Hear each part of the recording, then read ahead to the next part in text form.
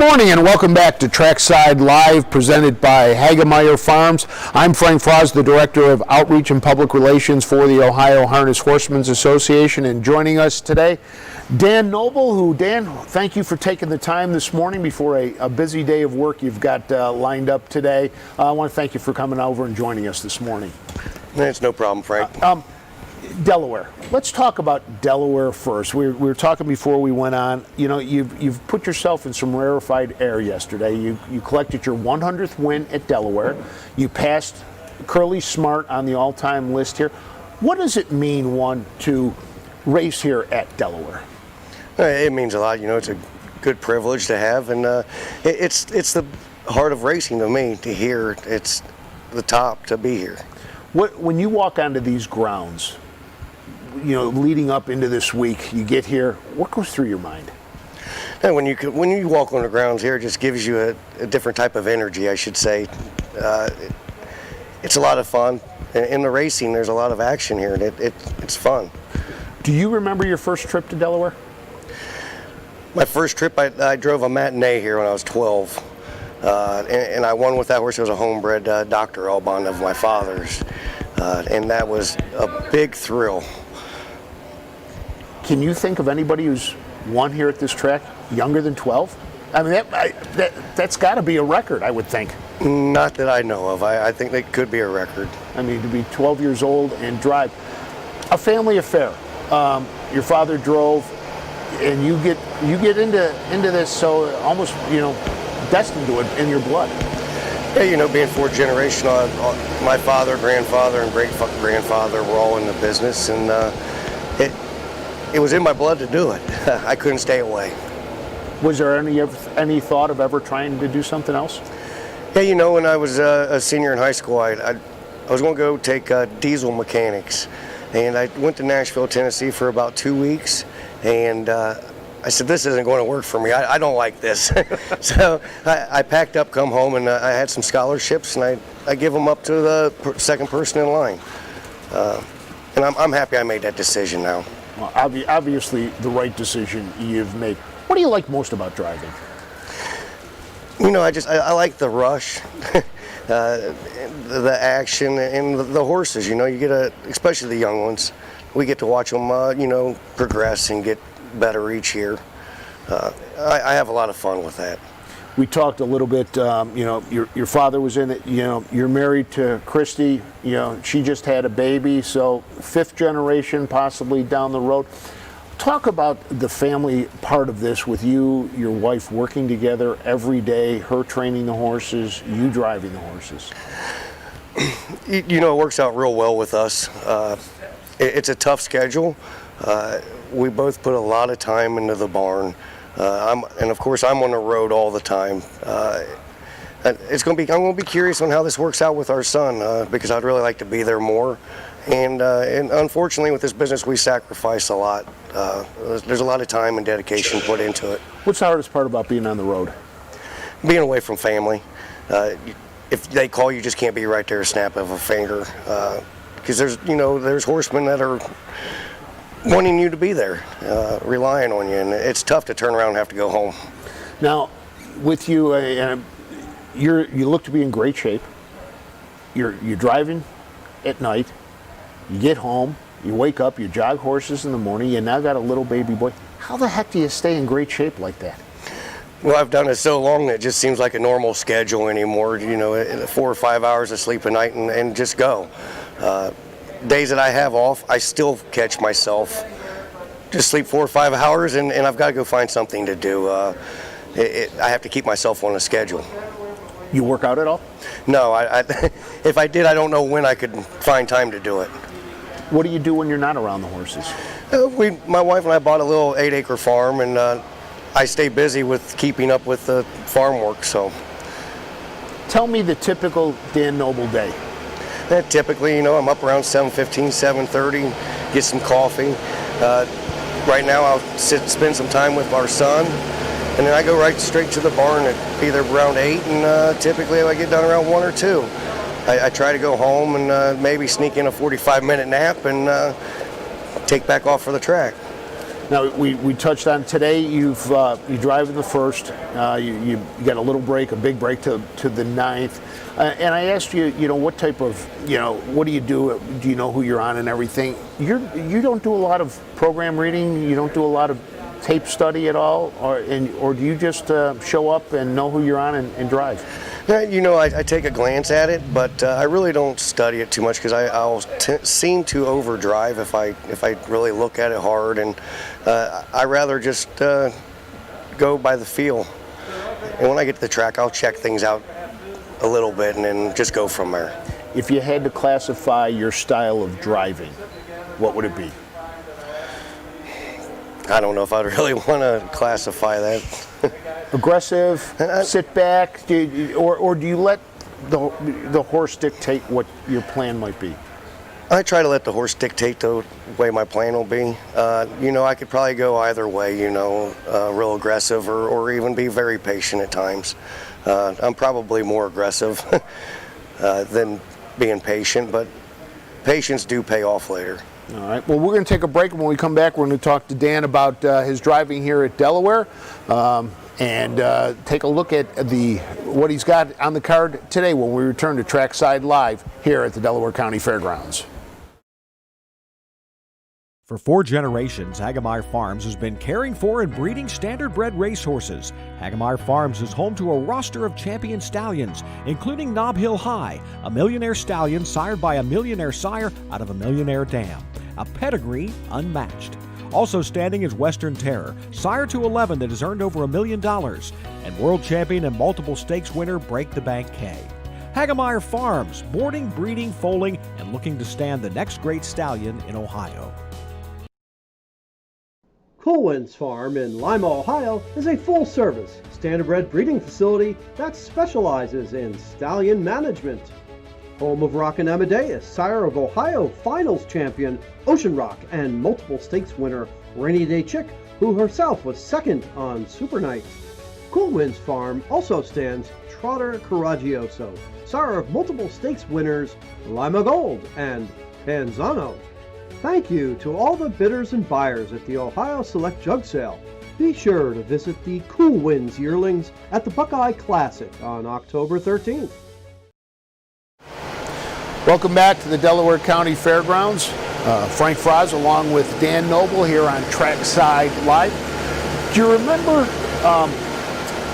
you mentioned you were 12 years old when you had your first win here at Delaware, and it was funny, a viewer wrote in that they were scared of the dark at 12. What was it like driving at 12 years old in a track like this? I was very nervous the first time. I should have thought of it as a train mile because I'd been many miles with my father, and I was pretty nervous that day. And with the horse that I had, I was very fortunate. He basically knew his job, and he did it all for me.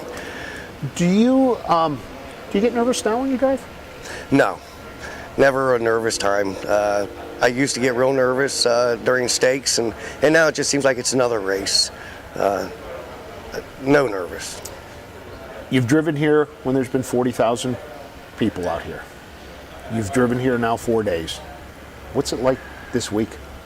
This week it's depressing not to see the 50,000 people here. It seems like a very slow pace. There's not enough action. It takes a lot out of us. Like, I was exhausted from sitting around waiting just because there's no people here. On a typical Delaware week, Little Brown Jug, between races, if you're not, are you mingling with the fans on the backside, or do you like to stick to yourself and be businesslike? Yeah, normally I've found myself the last few years, I just stick by myself, and I'll sit and wait for my next drive. I try not to go around mingling with people as much. I prefer it that way. What goes into choosing which horses you drive? I try to take the best horse, but then I also don't all you guys though, right? Yeah, but I also try to take horses for bigger stables as well, just to stay as committed as I can. When you talk about big stables, we were talking in the break. Tell me a little bit about what your operation, how many head you have right now. No, right now we're about 25 head. Just picked up a couple yearlings at the last select sale, and we'll fluctuate from 15 to 30. When we get up to about the 30 area, those are some long days. But we have a lot of fun, and we try to keep a pretty strong stable. How many yearlings you have right now down there? Right now we've got about 5. I'm hoping that we have about 15, but we'll see. What do you like about the yearlings?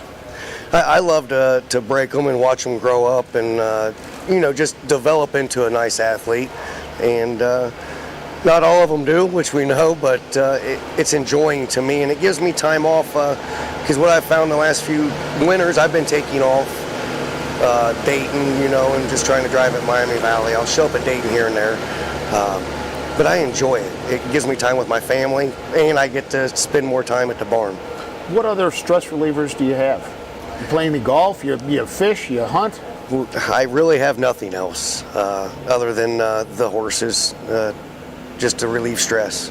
Well, now that you have a son, you really have no time, just so you know. Oh, I know. Well, I'm going to have no time, but I'm sure that he will be a part of that for a few years, just to enjoy going home and being with him. Okay, so let's talk a little bit. 100 wins here at Delaware. You pass Curly Smart on the list on the top 10. What does that mean to you to be mentioned in the company of names, like Curly Smart? I know it's quite an accomplishment. It's tough to have that many wins here, especially with other Hall of Famer drivers that have drove here for years, and a couple of them have passed, but I would like to try to get to the top of the list. This year was a milestone year for you as well. You picked up win number 6,000, and you did it on your home track. What was that like? That was really awesome. Unfortunately, my wife didn't know at the time. I was counting down, and I figured I'd have it at home on our home turf. That really meant a lot to me. Why did it mean so much? I've always wanted to have at least 6,000 to 10,000 wins. Unfortunately, I know my father only had about 5, and I was hoping I could pass him pretty quick. And I've been fortunate enough. I've had a lot of good owners and trainers behind me to drive for, to get me to where I'm at. What was it like having, your father, a great driver, and his reputation driving, and I don't want to say having to live up to it, but knowing that your father was as successful as he was? Was there added pressure?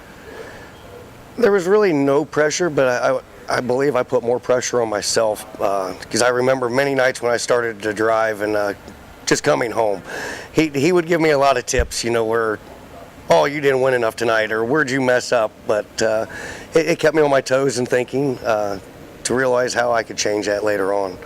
How critical are you of yourself after a drive that maybe you didn't win, that you thought you should have won as a favorite? Do you sit back, analyze it, or once the race is over, it's over? It depends on what race. If it's a stake race, and there's been many times I'm pretty critical to myself. I mean, I might even run it through my head all night on the way home and stay up for an extra hour, just because it really bothers me, and I want to figure out how, if I'm in that situation again, how do I fix it, or maybe do better. All right, your wife's the trainer, you're driving one of your joint horses, and you don't win. How critical is she of your drive sometimes? And what's that conversation like? She's not critical to me. She usually, if something comes up short or the horse doesn't perform, she usually blames the horse. And I'll tell her I've made the mistake, and it's never to her my fault. It's it's the horse's fault, and she wants to figure out why. Well, that's good that you've got that relationship, that you're able to work like that. I know if it was my wife, it'd be a whole other thing. I'm always to blame for everything around the house. 6,000 wins. Did you think, you wanted to get to that point? Did you ever think that, it's a long way away, it's going to be tough to get there? No, I thought it would take an extra year until I actually looked at the numbers, and I knew I had a good shot this year to have the 6,000th win pretty quick. This year, coming up on 1,200 drives, is that about where you want to be for a year, or would you like to add more drives in the years coming? No, I believe I had a year where I drove, about 4,000, and that was tough. I'd like to stay around the 12 to 2,000 range, because I can at least be at home with my family. When you start driving more than that, you're putting a lot more time in. This has been a very strange year with COVID-19. We talked about how you wanted your wife to, with the pregnancy, to make sure she stayed healthy and everything. How did it affect you and your driving and, just your plans and how you went about things? Well, it did worry me, because she's always hands-on and has to go do a lot of things. And, of course, I and her mother had to pick up a lot of different chores that we wouldn't normally do because we were worried about her health and for the baby. There was just a lot of things there that I wasn't used to having to do that we both picked up and took care of for her. Well, today you've got a couple of studs you're going to be behind today. Let's talk about the first one you got in the first race, Heart of Chewbacca. What makes that horse special? That horse is very special to us. I picked him out at the select sale, and I trained him down, and I ran into a couple little bumps in the road with him, and I contacted Ronnie, and I asked Ronnie to take the horse for us, and he has turned into quite an animal for the year. He's been a blessing for our family. Did you know he had the ability to be as good as he was? I always knew he had the ability, but I wasn't sure how soon he would turn around. What makes him special? Well, he's just an awesome horse to work around. He does his job right, and he's always business. But he's also got that kid side to him too. He's a lot of fun. He only 2-year-old. Where's the ceiling with Heart of Chewbacca? I'm not real sure where the ceiling is with him. I'm sure we'll find out as a 3-year-old next year. We're gonna look at some bigger stakes for him, and we'll see how he does there. Is he done after today? Today will be his last start, and he'll be getting turned out in Kentucky. Well-deserved rest, I think. Yes. Yeah. So, and then you've got Ocean Rock. Talk about Ocean Rock. This horse here has been a lot of fun, and it's meant a lot to Christy and I.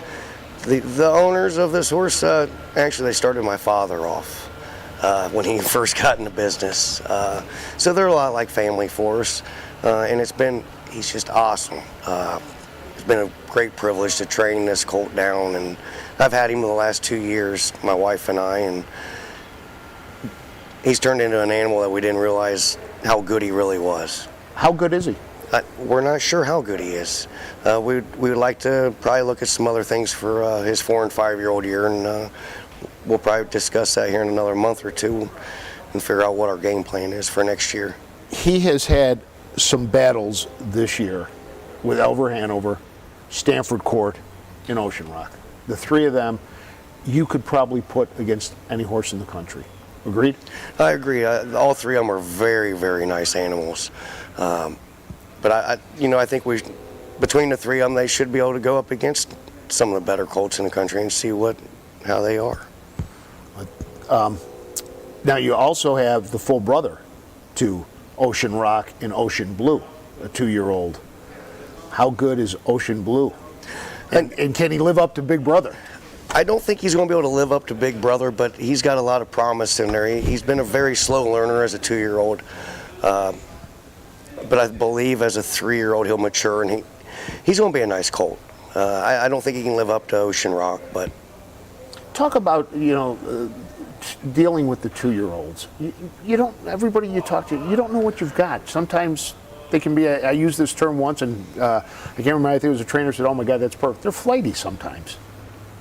Yeah, like I'll compare Ocean Blue and Ocean Rock. Ocean Blue, we did not think he was going to make the races this year. He was kind of the slow kid in class, real fumbly. Where Ocean Rock, he just had the raw speed as a 2-year-old. I mean, we knew he was fast, but he was speed crazy as a 2-year-old. And I told everybody all he's got to do is mature, and he's matured a lot now. I can drive however I want, versatile, on the front, off the pace. Which is what a good horse needs to be able to do. Now his brother, he's just a little slower, Blue. Now today, you've got the one hole with Ocean Rock.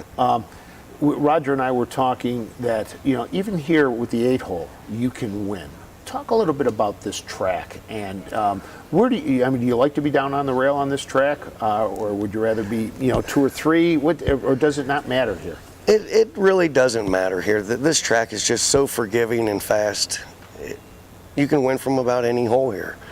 I do prefer to like 5 hole in, but here it depends on the horses you're in with and how the race unfolds early. Do you let the race come to you, or do you want to dictate the race? It depends on the horse I'm driving. Like Ocean Rock, I'd like to dictate the race, but there's other horses that I'll drive, and I just got to see how it unfolds. Are you the type of driver you're constantly looking around to see who's coming up on your shoulder, if or is going to challenge you? I don't do that too much. I don't know. I think it's a more instinct. I know when they're coming, and I'll take a look and see, is it a favorite or is it a 10-to-1 shot? If it's a favorite, I might let them go, but that'll change the strategy of the pace. Does Ocean Rock know he's up against Elver Hanover and Stanford Court when they're out there? I don't think he does. There's times the night that when he went in 48, I think he knew that he was up against good horses. I believe that he was just wanting to let them know he's just as good as they are. How fast can he go on this track, do you think? I'm not real sure. I don't really want to say. I think he can. I think he can go around 49 or 50, but we'll see. Now, are you, today, like if you're coming down the lane, everything's in hand, and you're listening to Roger. Do you listen to Roger? Do you listen to the announcers? I enjoy here at Delaware because I can hear Roger, and that helps me out a lot in the race because I pretty much know where everybody's at. Yeah, it's funny. You in the NFL, you see guys running down the field looking at the big old scoreboard there. We don't have that in harness racing, so you can't take a peek at the big video board to see who's coming up on you. So, how much does the announcer help that somebody might be closing on you? It helps a lot, because you can either wait or you can go ahead and go, and hopefully you can get away from them. Well, if you're coming down the stretch and you see the timer and you got something in sight, do you push up Ocean Rock, or do you just say, hey, let's win and spare the horse? With a horse like him, I believe you spare, but it's kind of up to him. He does his own little thing, basically. Ocean's got a mind of his own. All right, well, we're going to take another break, and when we come back, we'll wrap it up with Dan Noble, talk a little bit about what's in his future as we wrap up 5 days in Delaware. Today, it's Jug Day. We'll be back after this. For 4 generations, Hagemeyer Farms has been caring for and breeding standardbred racehorses. Hagemeyer Farms is home to a roster of champion stallions, including Nob Hill High, a millionaire stallion sired by a millionaire sire out of a millionaire dam. A pedigree unmatched. Also standing is Western Terror, sire to 11 that has earned over $1 million, and world champion and multiple stakes winner Break the Bank K. Hagemeyer Farms, boarding, breeding, foaling, and looking to stand the next great stallion in Ohio. When you need supplies for your horse, one name stands out: Big D's. Since 1974, Big D's Tack and Vet Supply has been the equine experts you can trust. Whatever your horse needs is available at Big D's Tack and Vet Supply.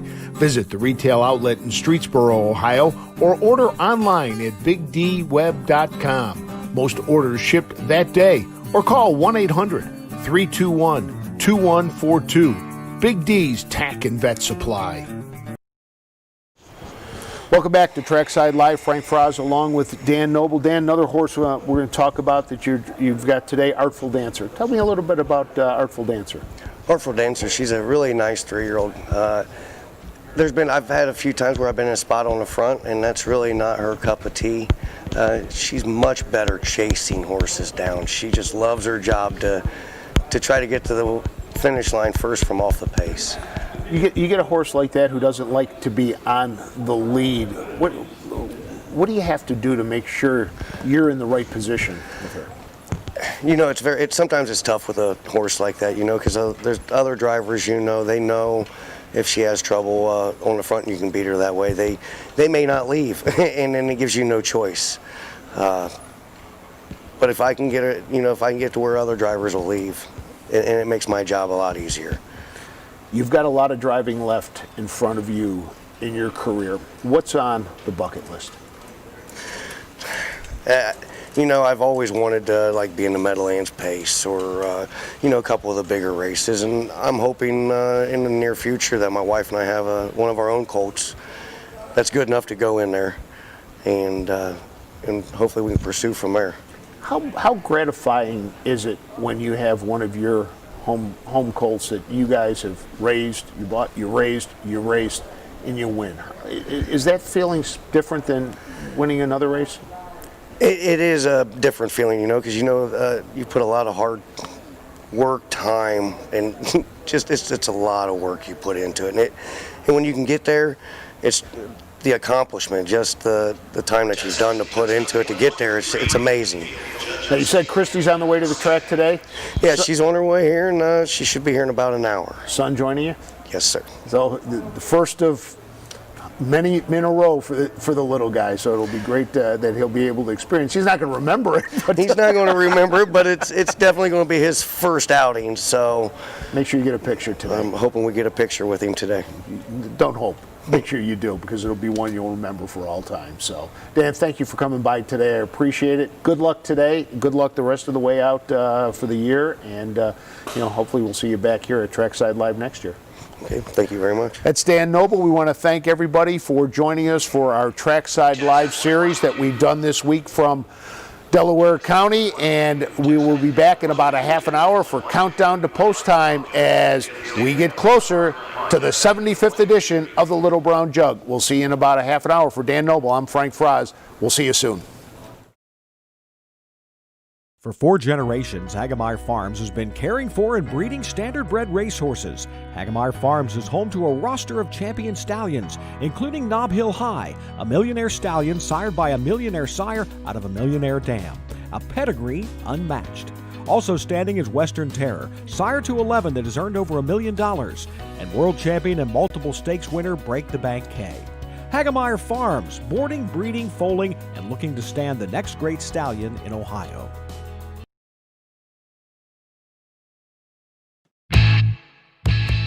This has been Trackside Live, sponsored by Hagemeyer Farms, and a presentation of the Ohio Harness Horsemen's Association.